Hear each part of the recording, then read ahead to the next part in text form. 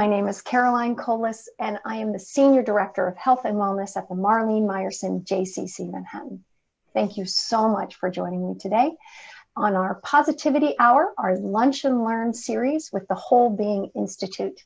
Today, we're going to be talking about 3 steps to navigate a life-changing crossroad with Dana Hilmer.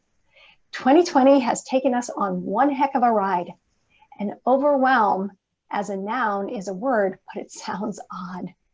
Can we just say it's been a time of stress, a time of uncertainty, and as well as a time to pause and reflect on what we most value?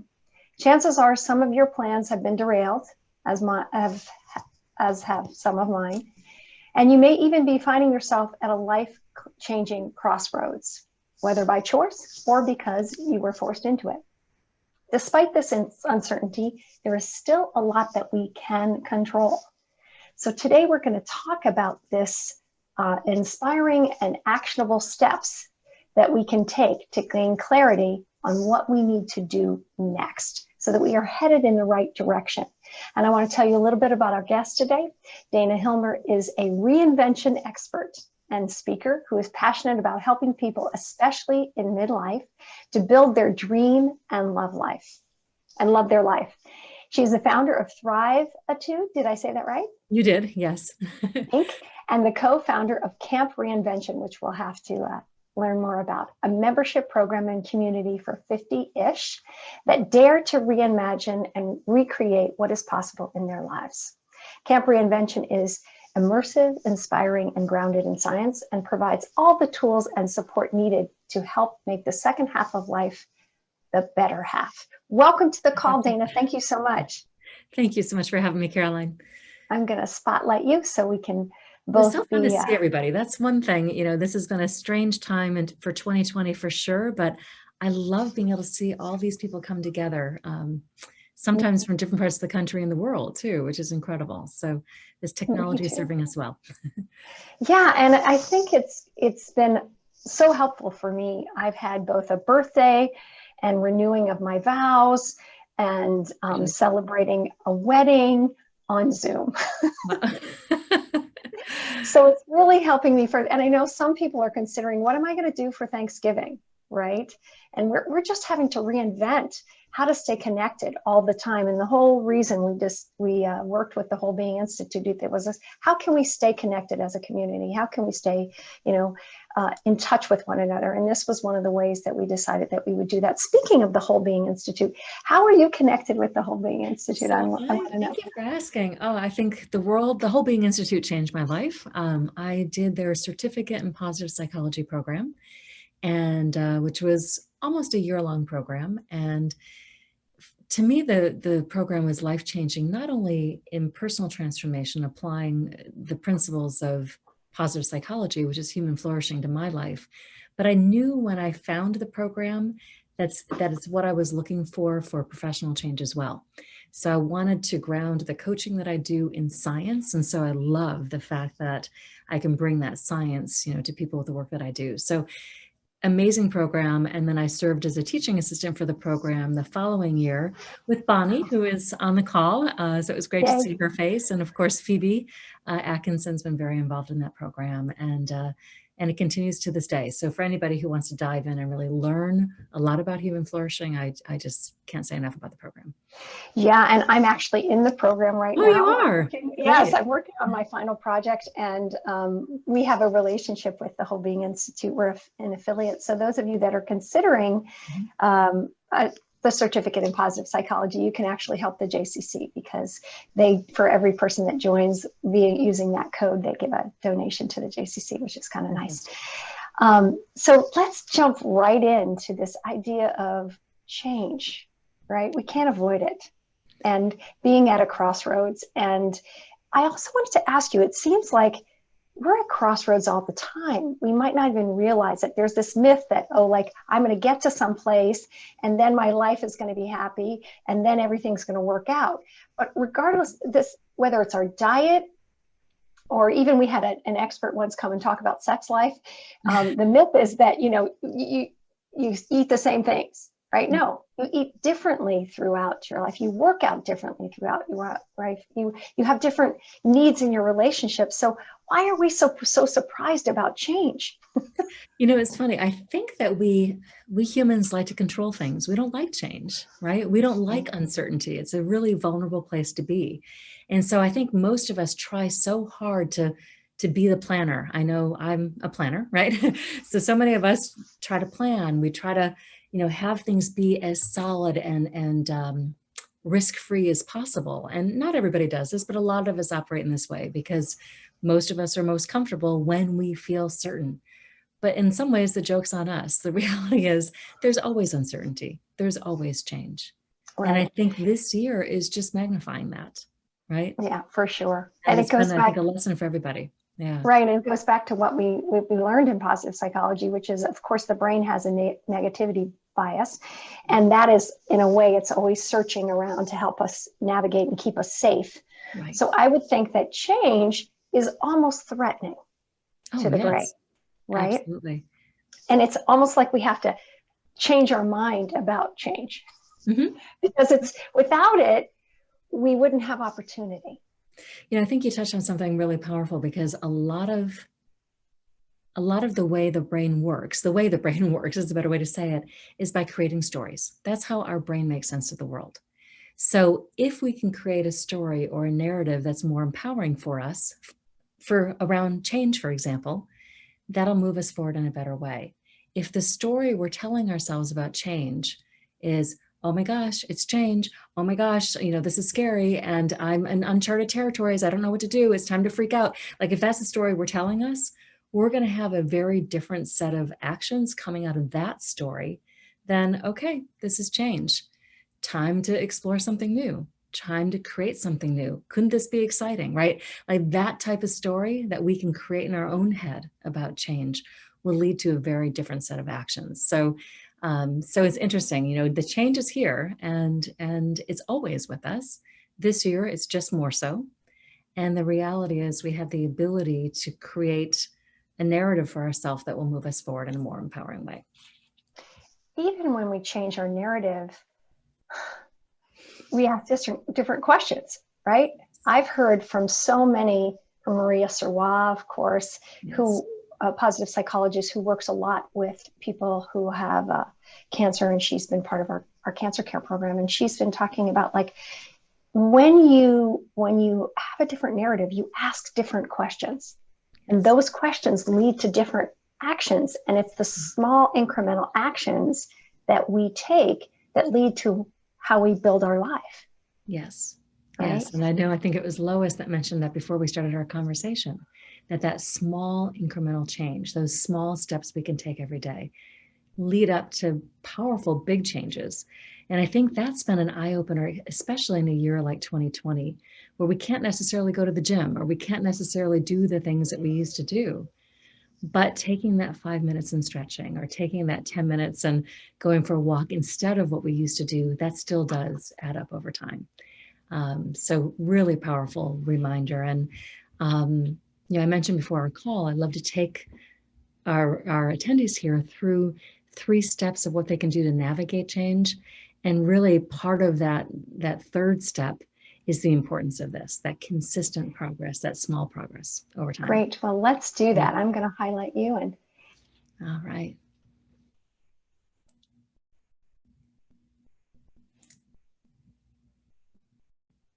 Go for it. Can you hear me now? Okay. Yes. Just want to make sure. So there's 3 beliefs that I'd love to challenge everybody to take on, as we start our conversation today. And our conversation is about, are you at a crossroads, whether it be a life-changing crossroads, or perhaps it's just a crossroads of, there's some things I kind of like about this year. Maybe there's some things I want to take into my life in 2021 that also is a change. And maybe it's an unexpected positive change, right? So a crossroads is that fork in the road, where you want to make a different decision. You want to make a different choice. So 3 beliefs I'd love to challenge you to take on as we have this conversation. The first is change is possible. I think a lot of times we are creatures of habit. 40% of what we do, Caroline, you know this from positive psychology, we love habit. That is what we do. So for you to fundamentally know that change is possible, especially if it's a change you desire. The second belief I'd love for you to embrace is that it is never too late for you to pursue a dream. Never, ever too late to pursue a dream. And I think we're all inspired by those amazing reinvention stories. You hear about the lawyer who turns into the baker who goes climbing in the Himalayas. We hear these stories, and sometimes they're big changes like this, and sometimes it's smaller changes. But the reality is, life is a grand adventure, and it is never, ever too late for you to pursue a dream. And the third belief, and this is, I think, where some people get tripped up, is the life that you have lived so far does not need to dictate the life that you create for yourself in the future. So I'm just going to repeat that because I find this to be a really powerful one. This is where people kind of get stuck and put in their heels, right? The life that you live so far does not need to dictate the life that you create for your future. And I think a lot of people, especially once we have 40 or 50 or 60 or 70 years under our belt, we tend to think that, I've kind of laid my bed. I'm going to roll around in it now. And the reality is you can create change, and you can create a future that's very different if you give yourself permission to, and if that's something that you desire. So I want you to hold those thoughts as we go through our conversation today. So the first thing, and Caroline, you know what? I'd love for this to be a conversation too. So I'll take the reign and just kind of share some thoughts of what I want to share. But I really welcome conversation with you. And if those in the audience want to ask questions, to put me in the chat if they want to share their voice, the more this is a conversation, I think the better. Sound good? Sure. So I'll be keeping an eye on the chat. If you have a comment you want to share, you have a question you want to ask, put me in the chat and I'll see if I can circle back to you. Sound good? So the first thing is, a lot of times people are at a crossroads in their life because life happens, right? This year is an example of that. 2020 happened. Many of our lives have changed drastically since the beginning of this year. Other times we're at a crossroads because maybe a dream that we've had for years, we've just never done. That whole someday I'll do it just didn't happen. Sometimes we're at a crossroads because we tend to think, as soon as I ... will do this thing, right? As soon as I have more money, as soon as the kids are grown up, as soon as I have more time, as soon as I have more money in the savings bank, as soon as right? That's like this golden day when you're finally going to do this thing. And a lot of times we realize, that hasn't happened yet. So we're at this point where we've got to decide, are we going to do this thing that matters to us or are we not? Sometimes we know what we want. We really, really know what we want. We know what we want, and we're in a painful place because we're not living into what we truly want, and we're not living into who we want to be. And that can be a place of a lot of discomfort. I'll share actually a personal story. Back many years ago, I actually lived in New York City for about 15 years. I was an executive in magazine publishing. I was a marketing director, and I did the work that I thought I should do, right? So I checked all the boxes. I was a marketing major in college, marketing assistant, marketing manager, boom, boom, boom. And now I found myself as the marketing director at Inc. magazine, corner office, overlooking Fifth Avenue. I mean, really amazing situation, especially if you looked at it on paper. But at the end of the day, I was not happy because I was pursuing a vision of success that was not my vision of success. I was doing what I should do and what was expected of me. I didn't give myself permission to do what I wanted to do, even way back then, actually. And this is 20 years ago now. I knew I wanted to be in this world of coaching. I knew I wanted to be in the world of human flourishing. And yet it was really hard to give myself permission to get off of that track because I had invested so much time in it. And there's this pressure of the shoulds, right? We tend to should ourselves to death sometimes. The way we think we should be, the things we think we should do. I'm actually co-writing a book right now on breaking up with the word should and stop shoulding on yourself. It's something that so many of us do, and we need to let go of the shoulds to be true to who we are. Sometimes we think it's too late, right? Sometimes we're at this place in our life where like we really want to do something and we think it's too late. And that's why I set the stage today with the belief that it's never too late for you to pursue a dream. And you can always create a future that's different than the life you've lived. Sometimes it's just a matter of giving yourself permission. And then, of course, stepping into it. But giving yourself permission to do it is the first step. And sometimes we have some back talk, like, people like me don't get a chance to do things like that, or I really don't deserve that thing. Sometimes we have some of that back talk that is part of who we are. And by the way, limiting beliefs are something that everybody experiences. Even, I don't care who you are. I mean, anybody at the top of whatever career you're looking at, they also have limiting beliefs. And so we're going to talk about that. And I want to take you through the belief cycle and how these beliefs really undermine and lay the foundation for all of our actions. And so I want to talk a little bit about that so you can be intentional about the beliefs that you have. And so that the beliefs that you have really support and are aligned with what it is that you want to create in your life. So, I probably should just pause right now. I'd love to just see if anybody has any questions in the chat before I go on. And I'm going to share with you 3 steps to create a change for yourself. Yes. I wanted to talk about this, giving myself permission. Yeah, and if you can elaborate a little bit more and why we might not do that. And it could be hooked back into the negativity bias and also fear. Like if I give myself permission, then I have to actually go out and do it. And that's interesting. Absolutely. And there's a risk with that, right? There's a risk of doing it and there's a risk of not doing it. And it's huge. The permission thing, I think, shows up probably more for women. And that's a generalization, but I do think it shows up more for women. And at the core of it is a belief that maybe I'm not ready, maybe I'm not good enough. There are some fears attached with that. And when we're not giving ourselves permission, and this was kind of a big aha for me, we are not taking ownership of our life, and we are essentially allowing ourselves to be a victim. And I remember reading a book, it's called The One Thing by Gary Keller. It's actually a book about time blocking and prioritizing, and it's an amazing book. But there was an area in the book where he said, if you're not doing what you want to do, you're allowing yourself to be a victim. And I read that line, I thought, wow, that's really powerful. Is that true? And at that stage in my life, I was working part-time, and I was trying to decide if I was going to quit that job and pursue the work that I'm now doing full-time. And so it was taking that leap, right? Taking that leap to do my own company and to really jump into what I really want to do. And I had all the support of my husband. He was saying all the right things. And yet I didn't give myself permission to do it for at least 2 or 3 years. And I kept asking myself, like, why am I not giving myself permission to do it?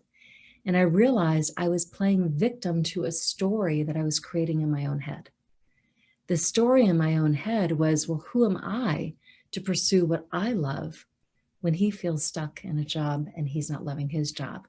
Who am I to, right? So even though everything was around me was supportive, the story in my head is what held me back. The story in my head is I fell victim to. And as soon as you can call out that story and say, wait a minute, is this what I truly believe? Is this what I truly want to have guide my decision, my choice? And I realized, no, it's not. And that's when I made the choice to change. So I think it reminds me of, again, some of the things we've learned from positive psychology about sort of harnessing the negative limiting belief cycles, right? Yes. What else could be true? To ask ourselves that simple question, right? Yeah. As we're encountering something, what is another possibility? Yes. Right? The work of Karen Ryvik, yes. Yes, exactly. And to really, what we also know is that during times of stress and anxiety, our negative beliefs and our limiting beliefs seem to amp up. Yes. right? They're even more present than before. So we can, be on the lookout for that. And again, if you're experiencing that, anybody? Yes. Put me in the chat if you experience any limiting Right? beliefs, right? It could be even regarding the election, right? Even though we cannot control who's going to be elected president, right? That is not within our control. But we could be having a lot of negative beliefs about that and wanting to control that situation. And again, levels of anxiety, which are certainly up in our country. And we can be on the lookout for that and then answer those questions. And that can help be sort of an intervention. And then in relationship to what you're talking about too, giving myself permission to just even consider.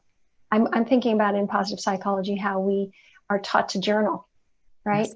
And to dream and to even sort of like, what would that feel like? What would that look like? The ought self versus the future self versus the ideal self, which we have learned about.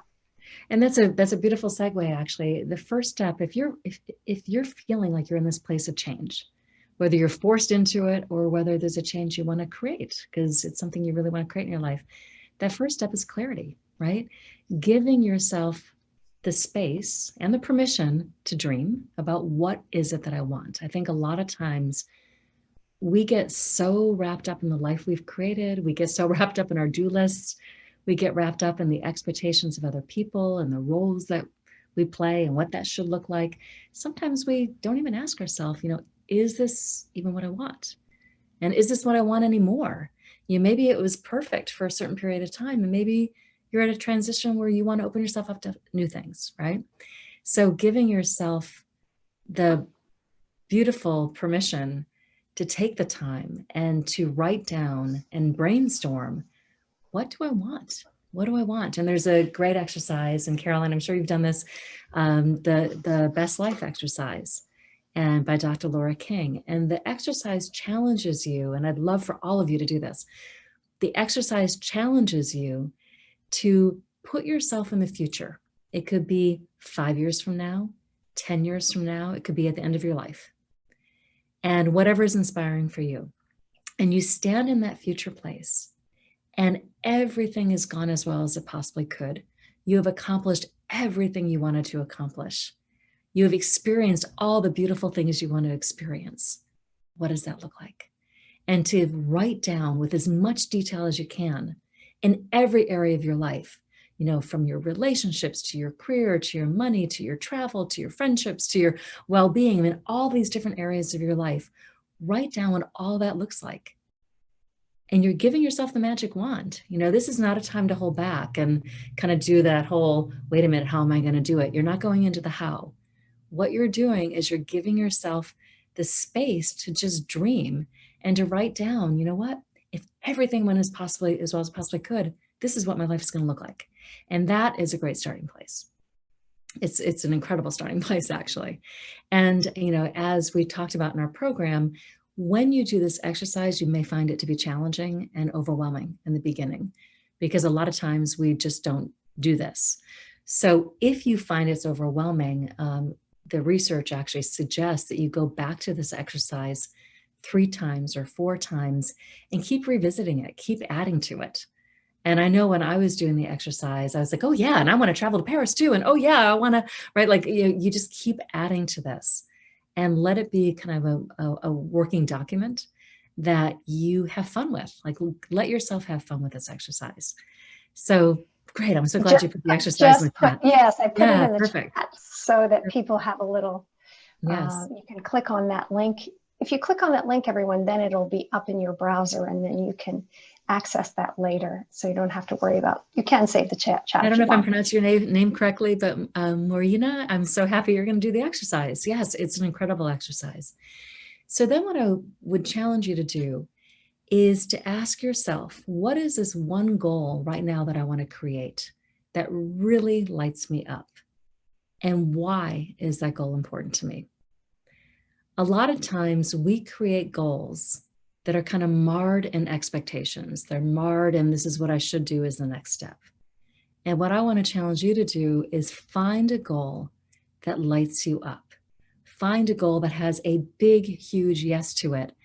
And I want to challenge you to drill down on why it's important to you.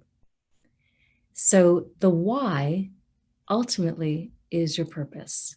Your why is what's going to keep you going when it gets tough. Your why usually has something to do with how you want to feel. So for example, I want to lose 10 pounds. Let's pretend that's my goal. Yeah, doesn't sound too inspiring, but why is that important to me? I want to lose 10 pounds because I want to feel strong and fit. And when I go to Grand Canyon next summer with my boys, I want to hike and I want to be feeling really good as I'm hiking. I want to do the full, rim to rim. And when I come out, I want to feel great and I want to feel good in my jeans. Like these whys are what is going to keep you going. It has nothing to do with the 10 pounds. It has everything to do with how I want to feel. At the end of the day, any goal you have is directly tied to how you want to feel.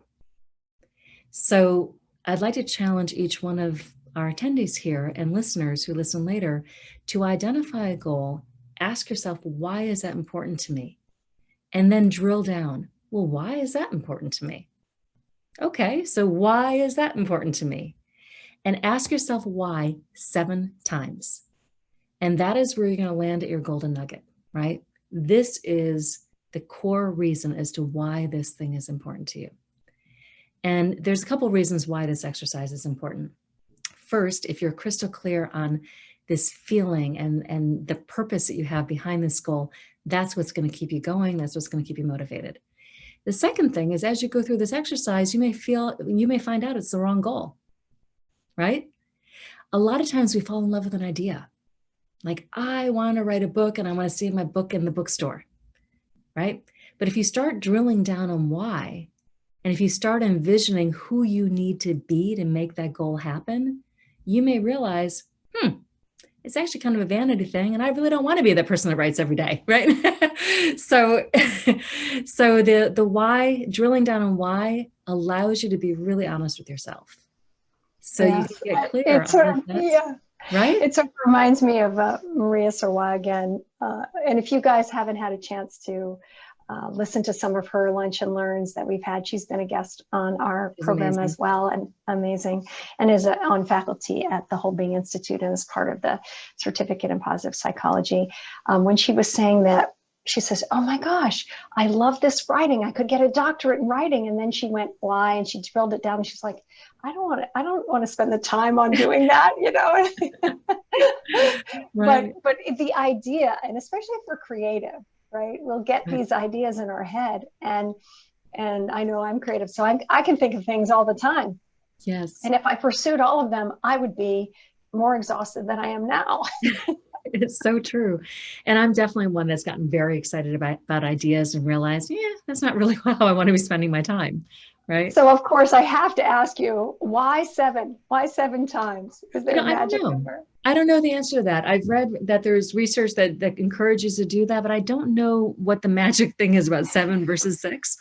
Maybe it just challenges you to just get to the point where you're like, well, I don't know if there's another reason why. And it makes you think of another reason why. But truth be told, I don't know the research as to why that magical number. It's just, I was just curious. I say that, for people who were trying the NIA class for the first time, I was like, you have to take at least 6 times. And I think sometimes it's because there's, again, we're going through those layers that you were talking about. Even it feels like in a way we're addressing those limited beliefs. Yeah. Right? We're giving the answer or the antidote to those limiting beliefs of why we wouldn't do it. When we know why we would do it or why it is important to us, it's like, oh, that disqualifies that limiting belief and that limiting belief, or at least gives me some juice to, as you said, author the story, right, of the narrative versus be the victim. Right. And, at the end of the day, we are the author of our life, but unless we're clear on what we want and why we want it, I think we're at risk of kind of going with the flow of either being reactive versus proactive, and or going with the flow of other people's expectations or this vision of what you think you should be doing, right? Versus doing the hard work. And it can be hard work of really saying, well, wait a minute, what do I really want? Right? It might even be the first time you've done that in a long time. And yet there's also this other aspect, which I'm sure you're going to talk about, which is taking a moment to listen and to reflect. And I'm sure that the why helps that too. I think there's probably people on the call that have experienced this where they were, and we had one caller who was talking about her career. She said, it sort of just happened to me, right? And yet if we drill back and we look at the ways in which she made her choices, and again, we talk about the life that we make is made by the individual choices, the questions we ask, and the little things that we do on the day to day. And if we're moving towards pleasure, if we're moving towards what's meaningful, if we're moving towards on a day to day our best self, then I think that we open up those opportunities to say, wait a second, oh my goodness, maybe I have an intuitive hit to stop at this gas station. Right. And I don't know why, but I'm going to follow that. And then the person that's pumping the gas and I get into a conversation, and it turns out for some reason, because I noticed they're in Mexico and I've always wanted to go there. You know what I mean? Like, has anyone experienced these things too? That there's a kismet aspect to dreaming and asking why that also is not about just planning it out, right? And having the list. And I think it's when I think also you're speaking to having this kind of experimenter mindset with your life. I think sometimes when we get so planned out, or we're doing what, we're putting our nose down, we're doing what we should do, we're doing the list, the plan, we're letting go of that possibility that I think you're referring to, that you're just kind of eyes wide open and seeing and being open to new ways of doing things. I think when we are pursuing a goal, if we have a mindset that's one of an experimenter, what worked? Cool, that worked. Let's do it again. What didn't work? Okay, I guess I won't do that again. I'll do it differently next time, right? But sometimes we get so completely derailed when something doesn't work. Right. Or we think that things work in only one way, and they never do. A lot of times there's give up too soon, right? Or give up there's so many ways to pursue a dream. Yeah. So I know you have some other aspects. Yeah, so the clarity piece is huge. And I'd love for each one of your people to go through these exercises. The other thing I want to challenge you to do, and we touched on this already, is think about when you're thinking about this goal that's really important to you, what is the risk of going for this goal? What are the real risks associated with this? And put it down, put it in writing. And this is where your fear voice is going to start popping up. What are those real risks? And look at them. And what you're going to realize, and I pretty much can guarantee this, is that every one of those things you're capable of overcoming. And I want to challenge you to look at that list and say, okay, if that worst case thing happened and that happened, what would I do? And so now you know that if you pursue this goal, and there's always a little bit of risk attached to a goal, right? If the worst case scenario happened, you're equipped to handle that worst case scenario because you know what you would do. Then I want you to ask yourself, what is the risk of not doing it? There's a beautiful book, I don't know if you've all heard about it, called The Top Regrets of the Dying. And it's a book by Bronnie Ware. And Bronnie Ware was a hospice nurse, and she's based out of either Australia or New Zealand. I can't remember which one. But she spent about 10 years as a hospice nurse, spending her days with people that are dying, that are in their final days. And she heard lots of stories, of course, about the beautiful things in their lives. She also heard stories about the regrets. And the number one regret of the dying is, I wish I had the courage to live the life that is true to me, not the life other people expected of me. So the number one regret, I wish I had the courage to live the life that is true to me. And so as you answer that question, what is the risk of me not doing this? I want you to kind of hold that thought and write down, what are you letting go of? And who are you not going to be? Who are you not allowing yourself to be if you don't pursue this thing that is important to you? So do we have any questions on that? And I want to get into the next session that I want to talk about beliefs and making sure your beliefs are aligned with what it is that you want to accomplish. I think we're good. All right. So we touched on this a little bit already, how important our beliefs are, and that every single person has limiting beliefs. It's just our brain's way of keeping us safe. Our brain has a negativity bias. It's going to point out anything that is remotely unsafe, including when you even think of getting outside your comfort zone. And if you're waiting for your fear to go away, if you're waiting for your limiting belief to go away, you're never going to pursue the thing you want to pursue. Because your fear is there to stay. Your limiting beliefs will pop up once in a while, and they're basically along for the ride. And so if you can acknowledge that these voices that you have are essentially your friends, right? They're just doing their job, just trying to keep you safe. And if you can acknowledge that it's there for the ride, but not going to be driving the steering wheel. There's a beautiful analogy that Elizabeth Gilbert, I always forget her name. She's the author of Eat, Pray, Love. She's also the author of Big Magic, and which is all about creativity. And she does this analogy and she says, okay, fear, you're in the passenger seat. And I am, I'm in the driver's seat. And her dialogue with fear was something along the lines of, you can touch the music, but don't even think of touching the heater. Don't even think of touching and so she kind of went through this whole list of things that, you can be along for the ride, but don't even think of touching these various things. And no matter what, do not think of touching the steering wheel. I am the driver. It was the essence of this speech, which of course I think I just slaughtered, but I love that analogy because fear is there. It will be there. And so we do need to acknowledge that that is the case and to be intentional with our choices that even though it's there, I'm the one in charge here. I'm the one that's going to do what I want to do. So as we talk about beliefs, our beliefs are running the show of our lives. And if you can envision a cycle, and I'll send this to you in a PDF, there's a belief cycle that your beliefs lead to your thoughts lead to your emotions lead to your actions, and your actions lead to your outcomes. And of course, whatever your outcomes are reinforces whatever your belief is, right?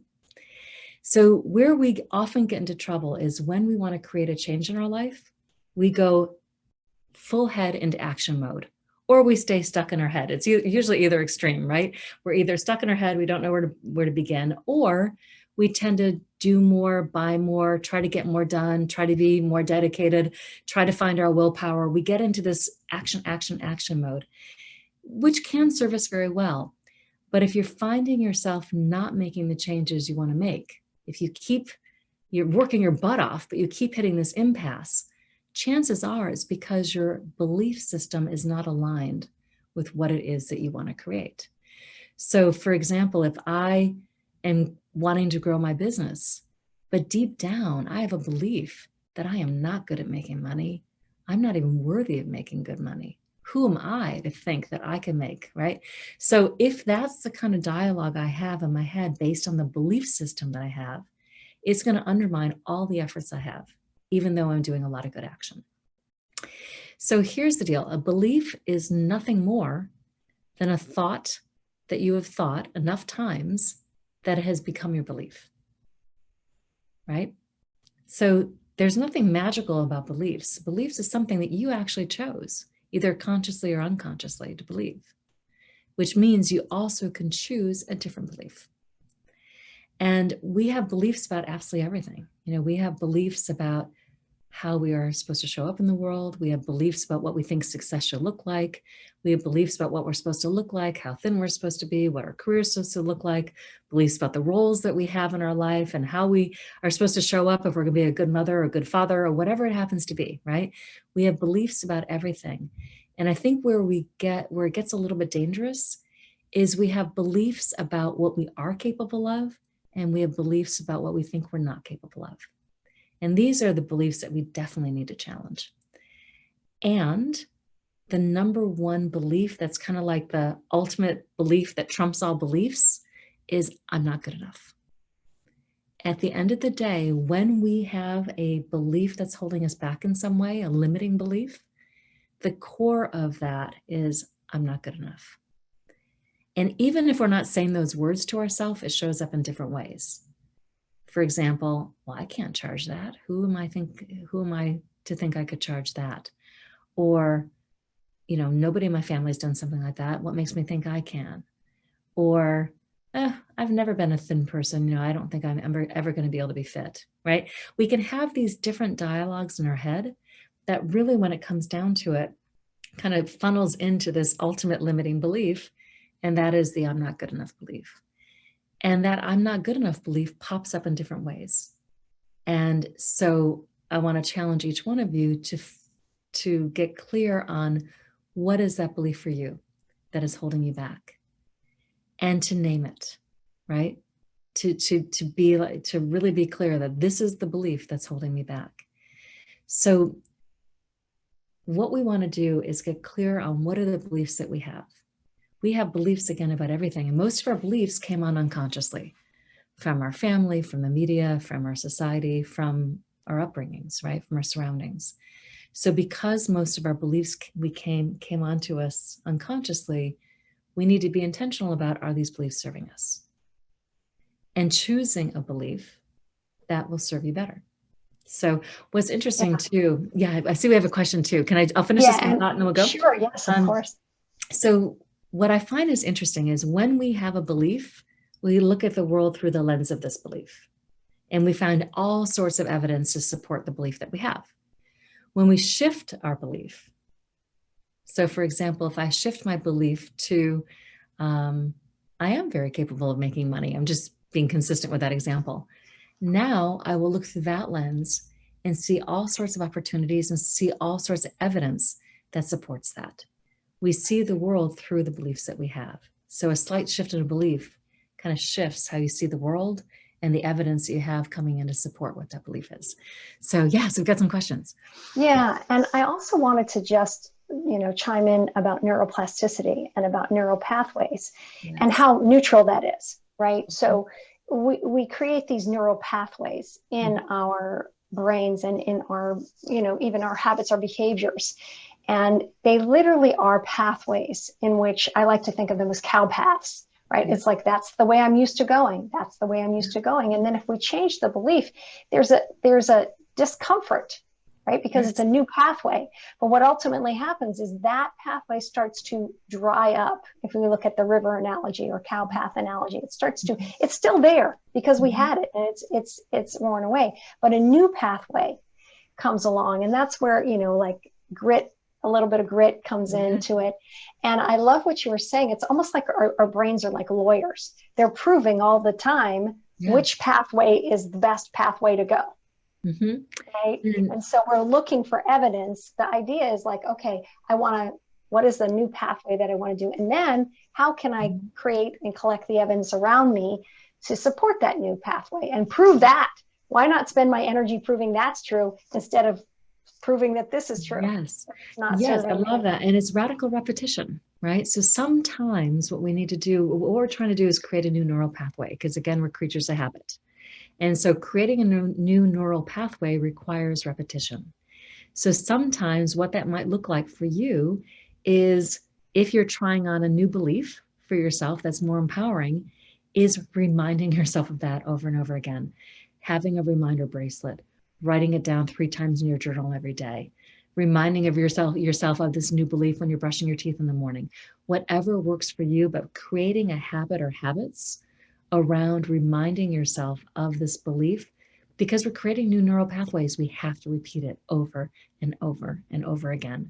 And with that, we start seeing ourselves in the world a little bit differently. Yeah. And I wanted you to chime in about this. And Don was talking about it a little bit, because in relationship, there's a relationship to the victim here, isn't there, as well? Because if I believe that I'm not good enough, I actually, in a way, get to not go for it.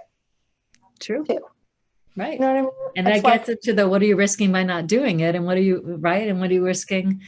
There's always a risk to not doing something too. You're right. You can stay comfy and safe.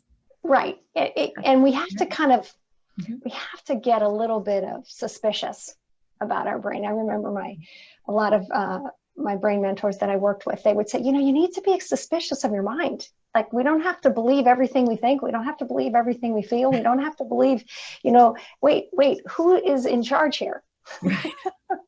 I love that.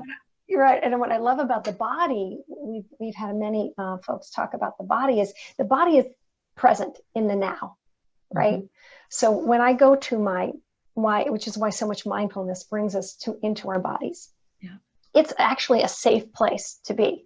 And then working with trauma, a lot of times they work with being in the body, being fully present in the body, because I'm here right now. I can touch myself right now. And that's a place of safety. And I think that it's really important to feel safe and to ask to some of the questions. I would love for you to comment on them.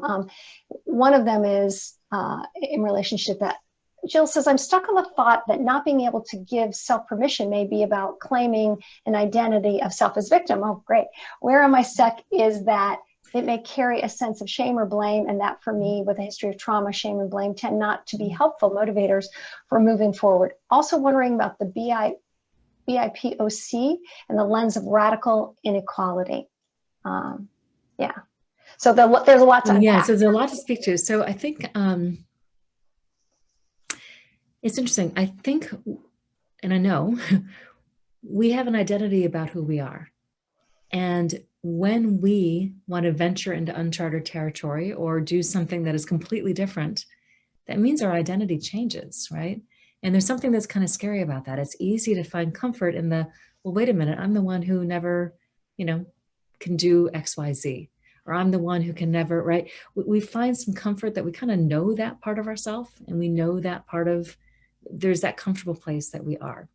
So we tend to form an opinion about ourselves the same way we form an opinion about other people. And that is by seeing them in action, right? Mm-hmm. So when we see somebody else do something that we think is so inspiring or so interesting or whatever, we think, oh, they're a person that can do those things. Or when we see a person not follow up on their commitments, we know they're a person that doesn't follow up on their commitments. We form an opinion about ourselves in the same way. When we start doing these things that are a little bit more interesting, a little bit more courageous, a little bit more aligned with our values, right? We start seeing ourselves as a person that has the courage to do these things that are aligned with our values, that really light us up. We start seeing ourselves because we're stepping into that. We also can cast judgment on ourselves when we're not holding up to our own commitments to ourselves, right? We can beat ourselves up. If, this is the 20th time I've gone on that diet to lose 5 pounds, and here I go again. And we start beating ourselves up because we cast that judgment on ourselves based on what our actions are. So we talked about this earlier, but the importance of small, consistent action and setting yourself up for success where you're creating a habit that supports your goal or a system that supports your goal. A lot of times we are relying on willpower. We're relying on, that surge of energy we get when we have this big, huge goal and we're really, really excited. And then life happens, COVID happens, whatever happens, and we lose steam. So if we can set up a habit, a small habit to support our goal, then over time, we're doing that thing consistently, one small thing at a time over time. The goal takes care of itself. A sports team never says, we have a goal of winning a championship. Let's get to work. We've got a lot to do this month. No, a sports team wins a championship because they have the habit every day, over weeks, over months, over years of doing the workouts they need to do. And that is what ultimately leads to the championship. So it's making that small, consistent action. I want to make sure I'm answering the questions here. And I also wanted to chime in that reminds me of fixed mindset versus growth mindset. Yes. Right? Because the greatest predictor of success is someone that's actually failed before and is trying again, because every single time we try something, we learn new information. Mm-hmm. So growth mindset could actually be, okay, wait a second, I quit smoking, right? Mm-hmm. And then I started again, but I learned something so that the next time when I quit, right? And then eventually they say that people that, that's the greatest predictor of success. People that are stopping drinking, for example, are those that have tried multiple times because they keep trying. And then in our head, though, with the fixed mindset, we use the past. Well, it hasn't worked before, which is something you brought up. So that means you said the life that you have lived so far does not have to dictate the life of the future. And that same thing is true here, wouldn't you say? Yeah, I definitely do. It's such a great example. With a fixed mindset, we tend to identify ourselves in a box, right? I am a person that does this. I'm not a person that does this. I am smart. I'm not this. So we put ourselves in that box. A fixed mindset, a growth mindset knows that if I put in the effort, if I keep trying, if I keep falling short and knowing that I'll learn from the shortcomings, that is how I'm going to succeed. It's not because I am this person or I'm not this person. It's because I keep allowing myself to grow. I keep allowing myself to learn from what works and what doesn't work. And with that, I can continue on my path. So I make sure we're reading our questions here. Yes, and Rachel said, fall down 7 times, get up 8. Lisa said, the motivation is still the championship. They want the prize, right? Yeah. Yeah. And the best things can happen when we step out of our comfort zone. So true. So true. Jill says, I need to say that the body is not safe to everyone, depends on one's past experiences. I was speaking in relationship, not to myself, but in relationship to some of trauma experts that have worked with the body. But absolutely, Jill, that is, it's not it's a generalization of some people that have worked with trauma that have gone to the body as a place being in the present, being right here now. In other words, my body is a safe place, and that's an anchor for some. But you're absolutely right; it isn't for everyone. And thank you for reminding us about that. Comment on Go Jill. ahead. Jill, you mentioned the shame and blame, and I just wanted to ask if you or all of you are familiar with the work of Dr. Brene Brown. Brene Brown has done a lot of research on the emotions of shame and vulnerability and how those emotions can hold us back from what it is that we want to pursue. And one of the things she talks about with shame is shame makes us want to hide, right? Shame makes us not want to talk about what it is. And then with that, we stay in that place. What kills shame or what knocks shame down and allows you to move forward is being able to speak it, right? Being able to own it and being able to just share what your truth is. And with that, the shame dissipates. And chances are you find other people that have the exact same thing that they're wrestling with. Right. I think what's interesting, we all think we're wrestling with these things all by ourselves. And the reality is when we have these conversations, we realize everybody is dealing with some of the same stuff that we're rolling around feeling alone in. And, there isn't that much difference between what we're all collectively wrestling with. Maria Sawagan says no one should have to go into the cave of fear by themselves, right? And that we need each other, that we need community and moments like this. And to just be able to say, wait a second, this is what I'm feeling. Yeah. How much does my current situation and honoring where I am right now and how I'm afraid to change factor into your work and your change model? It factors in quite a bit. The program that I do is called Camp Reinvention, and we focus on people that are midlife, 50-ish and older, and really moving forward and having this really vibrant, better second half of our lives. And being grounded in the present is a big part of what we do because we have a lot of life under our belt, right? We have a lot of things that have worked really well. We have a lot of things that we've learned from. And maybe we have a lot of things that have been kind of in this heavy backpack that we're carrying with us. We have this heaviness that we carry through life's experiences and some of those things that really, really drag us down. And so we spend a lot of time looking at those things so we can make intentional choices about what it is we want to take on the rest of our journey with us. I think a lot of times people think that if I'm going to move forward, I need to put on the smiling face and I need to just suck it up and I need to just keep marching forward. And we know through our learnings in positive psychology that 2 things. One, we need to accept all human emotions. We cannot selectively block our emotions. If you're going through challenging emotions, that is important for you to honor that and feel that the way you need to feel it. Because if you think of your emotions like on a pipeline, all of your emotions run through the same pipe. So we can't selectively block and say, I'm going to be busy and I'm going to put on a smiley face and I'm going to block out these negative things so I can stay positive, because the reality is when we block, we're also blocking those positive experiences, those positive emotions that we want to experience as well. And part of being grounded in our current reality to move forward is being in a place of acceptance, not judgment, right? Just acceptance. This is what's worked well in my life. There's some things that we love about our life that we want to continue on and bring into, bring with us to the day we die.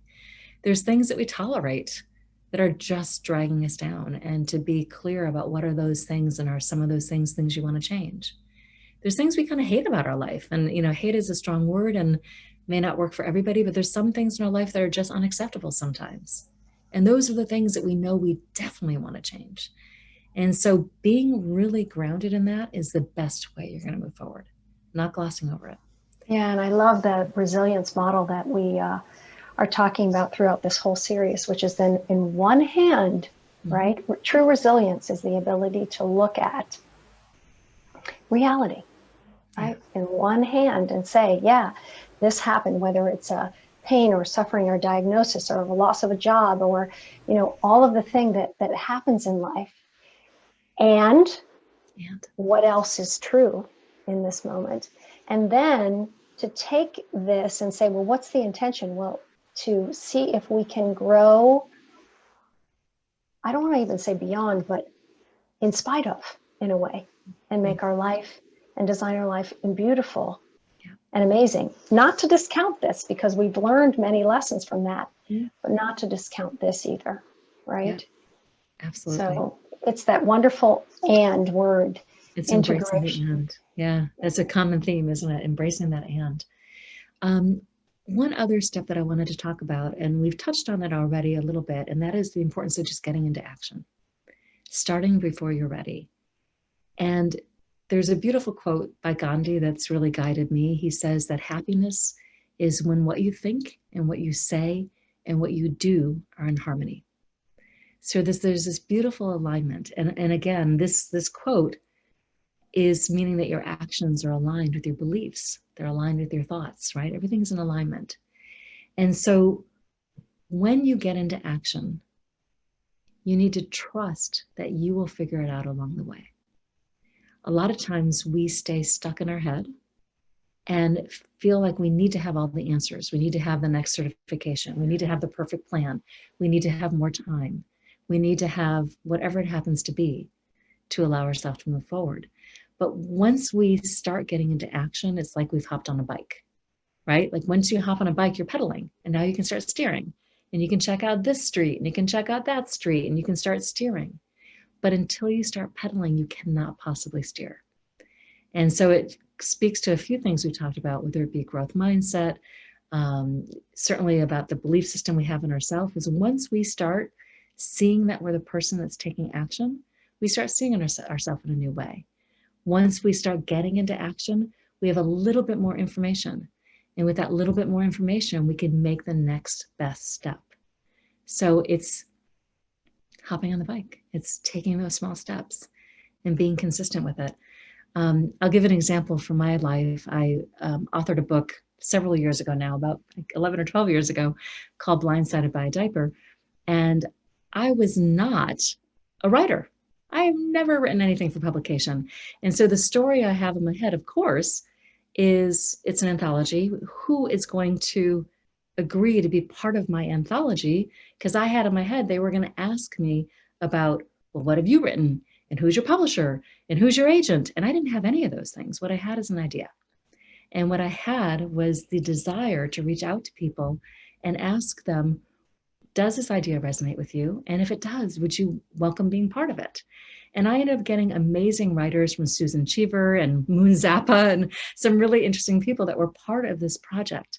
But what was beautiful is it was the first time in my life I realized that when I said, I am writing this book, there was a powerful shift that happened. I started perceiving myself as a person that is an author, that is writing the book. I was no longer a wannabe. Like, I want to write this cool book someday. Nobody's going to pay attention to me because I'm not a writer. I don't have an agent or a publisher. I am doing this project. I stepped into it.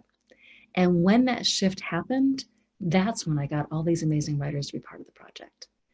So a lot of it is making that commitment to yourself and the language that you use, not only with others, but the language that you say to yourself is a huge piece of getting into action and creating that consistent action. So such an inspiring story and so important for our time right now. And I love what you said, Linda, Blindsided by a Diaper, best title ever. I agree. thank you. Isn't that amazing? I'm just putting into the, I'm just attempting to put into the chat some of our upcoming programs. For some reason, it's not working. That happens. Do I have time to share one more thing, or are we out of time? But we're at time, but go for it. Go All right. for it. The other thing I want to share with you is a tool that we use at Camp Reinvention, and it's called the Compass Point. And this is a tool that will keep you moving forward on really good days and on those days where you have a really hard time making any progress or even getting out of bed. And this is what the tool is. Your compass point is the feeling state that you want to live into. This is the way you want to be. We focus a lot on what we want to do. And what I'm challenging you to focus is, how do you want to be? How do you want to feel? Remember, I said all those goals you have is really about the feeling that you want to have. So how do you want to feel?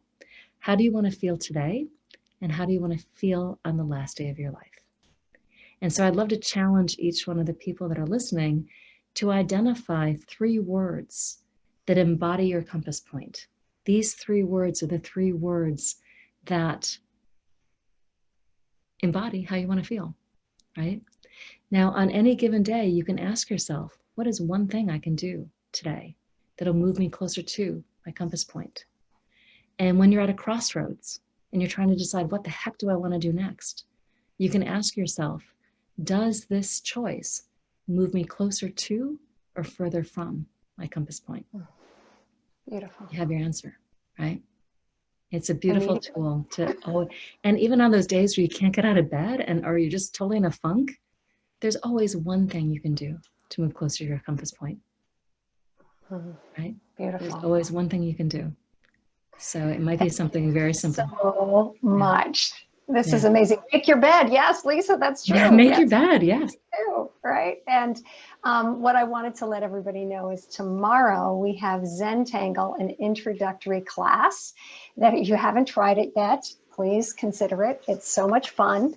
You know, you get to make learn how to make all these tangles, and it's really meditative. And that's a great way if you're feeling anxious, you can kind of calm down.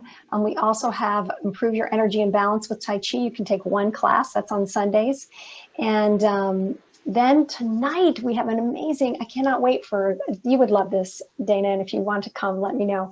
Amy Kemi is a harpist, and she's going to talk about resonance and how we have, as energy beings, we have resonance. We have, each one of us has a unique sort of resonance, and how we can use that to help both us heal and to do your work, which is figure out what's next.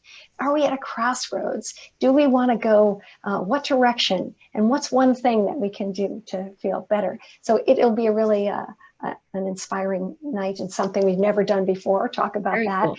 Yeah. So very cool. And yes, a recording will be sent out of this program, and we would love to have you back, Dana. This was really the beginning of a conversation. I would love Don't to you be back. agree, everybody? I had so much fun. Thank you. Yes, thank you again. And final words, again, if you're interested in the SIP program, there's a link there in the chat. And thank you, everybody. And I should also mention too, I'll be sending you a small PDF that I think will be going out into the email tomorrow. Is that correct? Tomorrow. Okay. Yeah. So, all right. So you'll get to hear this. You'll get the PDF from Dana if you want to reach out to her and learn more about Camp Reinvention. And of course, we have our JCC special as well with the Handel method, and they have a digital program that is often helpful to people. That you can look and get a JCC discount on that too. And I'll put that in the chat. And then I think one final word. Could you repeat that quote from Gandhi again? Oh, I love this quote. Happiness is when what you think and what you say and what you do are in harmony. Oh, yeah. Thank you, everyone. Take good care of yourself. Remember to vote. And we'll see you next week. All right. Bye-bye. Thank you, everybody.